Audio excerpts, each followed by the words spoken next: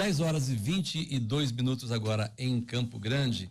A gente sabe, a gente tenta, a gente luta diariamente, Lucas, para não ter aí o estresse, a doença do século, aquela doença que pega todo mundo e a gente dificilmente escapa dela, depressão, muita gente vive aí, enfim, e acaba desenvolvendo patologias por conta, às vezes, de uma rotina estressante, de uma rotina principalmente nos grandes centros do país, o que não significa que lá no campo, lá na fazenda ou na cidade do interior, as pessoas também não são acometidas por problemas ligados à questão do estresse.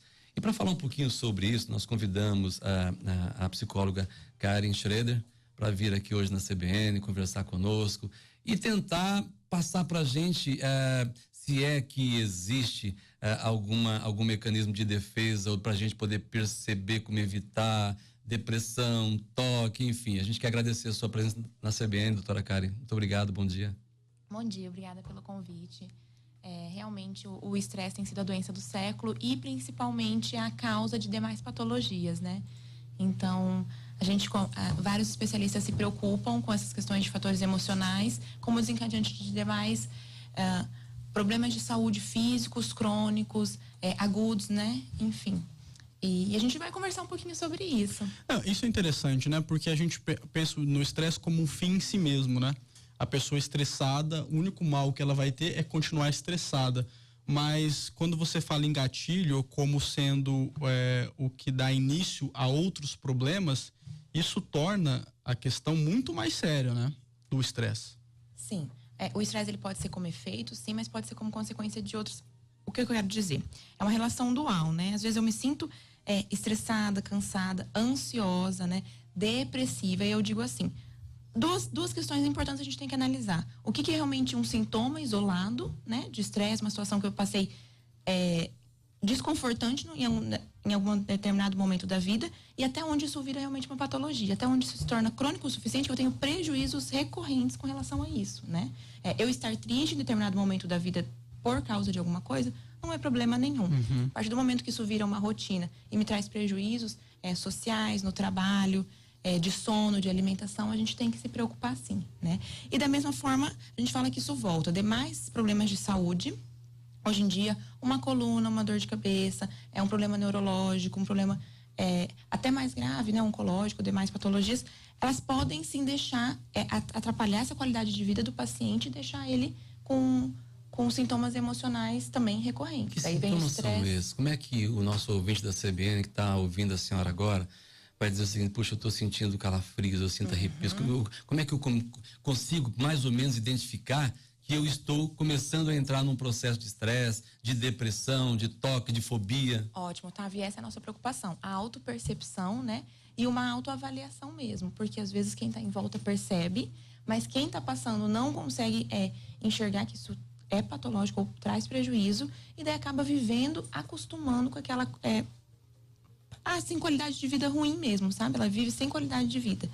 Principais sintomas, vamos separar um pouco os principais, né? Os principais sintomas do estresse: impaciência, né? Pouca tolerância, rispidez, hostilidade, irritabilidade. Deve se pensar, mas eu tive motivo. Nós podemos categorizar em 3 formas. Uma resposta pequena diante de um problema pequeno. Nossa, foi uma coisa simples, me estressei na hora, passou, né? Uma resposta média diante de um problema médio. Não, realmente foi uma coisa mais delicada, foi difícil de resolver, eu fiquei com isso na cabeça um pouco mais de tempo. Ou realmente, não, eu tô uma semana por causa de uma coisa, né, que me exige mais. O que a gente tem se desgastando, se corroendo. O que a gente tem percebido hoje em dia?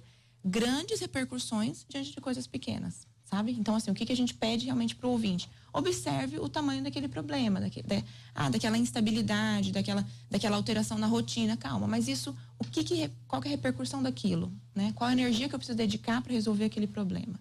E daí é o primeiro momento, assim, que você vai se perceber mesmo. As pessoas são capazes de conseguir fazer esse diagnóstico do que está acontecendo com elas? Porque no meio dessa questão conturbada, a pessoa, ela tá num turbilhão de sentimentos, ela consegue fazer essa autoanálise? Infelizmente hoje, pela correria, né? Pelo quanto a sociedade exige, rotina de trabalho alto, sobrecarga, assim, de responsabilidades, a pessoa tem pouco tempo para se reavaliar e se perceber, né?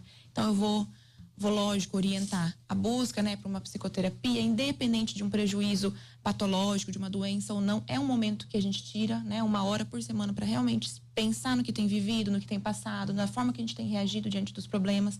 Então, é uma excelente saída, né, a psicoterapia. Porém, também podemos ter um momento para a gente, sim. Temos outras medidas, a gente vai falar depois, né, em outros momentos. Uma meditação, uma yoga, um relaxamento, um momento de exercício físico, que a gente consegue parar um pouco a nossa rotina para se perceber. Esse é um problema grande, né, Otávio? A pessoa não consegue. Hoje em dia a gente é engolido pela rotina, né? O dia a dia. Consumidos. A pessoa não tem tempo para ela pensar ou não se organiza para ter. Também pode ser. Doutora, existe como isso tudo que a senhora falou está ligado a uma doença mental? O que seria uma doença mental? Como é que a gente pode dizer assim, isso já é uma doença? Você está passando, o seu jeito já virou doença. Sim. Como é que a gente pode falar igual eu falo, isso? tem os sintomas, né? Por exemplo, eu me senti dessa forma.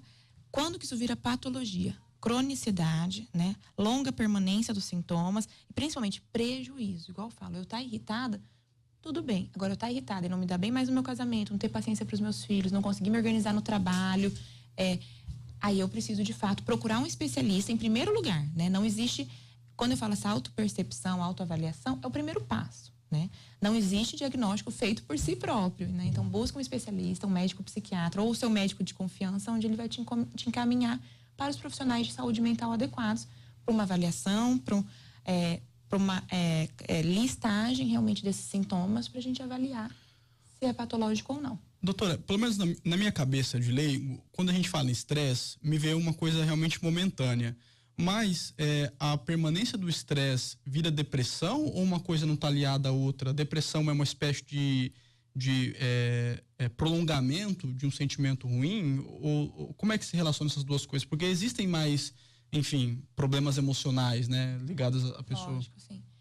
Não são a mesma coisa, porém uma com frequência está ligada à outra, né? Pessoas estressadas, cansadas, sobrecarregadas, elas tendem também a ter sintomas depressivos, que são, né, ao contrário da irritabilidade, enfim, a depressão ela já é um embotamento, ela é a pouca perspectiva de futuro, pouca energia, né, para resolução das tarefas, choro frequente vem associado também. Muita gente acaba tirando a vida por conta disso, né? Em graus mais elevados de depressão, a gente tem altos índices de suicídio, sim, é muito, muito delicado. Durante a palestra, né, durante esse encontro que vai ser realizado, além da depressão, do estresse, ainda tem outras questões que vão ser abordadas, por exemplo, toque, né, também fobias. Como é que vai ser isso? Ótimo, a gente vai ter um evento agora na quinta-feira, né, a Oncovita vai promover mais um encontro, que a gente tem mais um ciclo de palestras, e esse tema agora dessa semana vai ser qualidade de vida. Lógico, nós vamos falar claramente sobre algumas outras patologias, como toque, transtorno de ansiedade, né? Esse estresse, a depressão. Mas, a boa notícia é que a gente vai trazer, assim, uma outra forma de ver isso, né? Como evitar, né? Então, assim, como que a gente pode se perceber, como que a gente pode evitar esses gatilhos para possíveis prejuízos emocionais. Então, a gente vai falar bastante sobre qualidade de vida, sobre relações sociais, relações amorosas, meditação, yoga, o estresse positivo, que é aquele tipo que te move realmente para você dar conta das suas atividades, né? Aquele que te impulsiona a andar para frente. Vai ser muito bom. É na quinta-feira, né? Quinta-feira, deixar algumas coisas do passado para trás e seguir em diante. Vai ser bom. Na Le Parole, a partir das 19h30. Doutora, volte mais vezes, porque esse é um tema que a gente tem muito ainda para poder falar sobre ele aqui. Muito obrigado pela sua visita à CBN. Obrigada a eu, tá? Conversamos com a doutora Karen Schroeder, ela que é psicóloga, e que a gente também tem que se cuidar, Lucas Mamédio. Tem muita coisa acontecendo no nosso dia a dia, nas nossas vidas, e a gente não percebe. Às vezes não para prestar atenção. Daqui a pouquinho estamos ranzinza, estamos doentes, e a gente acha que é consequência, na verdade, é consequência da nossa própria inconsequência. São 10h31 agora em Campo Grande.